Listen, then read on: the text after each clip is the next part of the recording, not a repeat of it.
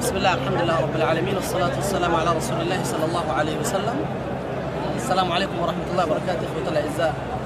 زاري لاي الله فقاد هنوزي بوتا لاي تجنتن حرم لاي عشر الواخر لاي نيالنو እንግዲህ عشر الواخر በሙስሊሞች ላይ ያለው ትልቅ ቦታ በተለይ ደግሞ እዚህ ሐረም ላይ እና የተከበረ ቦታ ላይ ሲሆን ሌላ ትልቅ ማዕና አለው። ነብዩ ሰለላሁ ዐለይሂ ወሰለም عشر الواخر ላይ የመጨረሻዎቹ 10 ቀናቶች ላይ እናታችን አይሻ እንደገለጹት ካን ረሱል ሰለላሁ ዐለይሂ ወሰለም شد معذره وعيقظ اهله واقام الليله ነብዩ ሰለላሁ ዐለይሂ ወሰለም ሽርጣቸውን አጥብቀው ቤተሰቦቻቸውን ቀስቅሰው ለሊቱም በጾም ያሳለፉት እንደነበር እናታችን አይሻ ተናገራለች ረዲየላሁ ዐንሃ።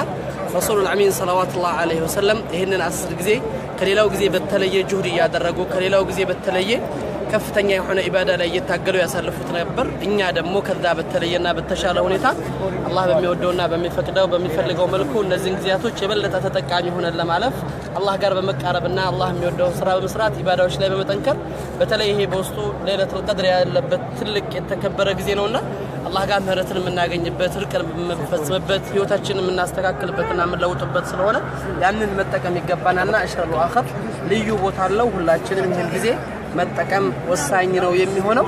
አላህ Subhanahu Wa Ta'ala ከሚጠቀሙትና ስራን ከሚሰሩበት ጊዜውን በአግባብ አላህ ጋር ታርቀው ከሚወጡበት ሰዎች አላህ ያድርገን። ኢንሻአላህ ያ እንደሚሆን ተስፋ እናደርጋለን። እንግዲህ አላህ ረህመቱ ከሚያቸው ይጥቁም ይለናር ብሎ ከጀሃነም ነፃ ከሚያወጣቸውና መጨረሻውን ከሚያሳምርላቸው ሰዎች ውስጥ አላህ ያድርገን። አላህ ይቀበለን ነው የምንለው።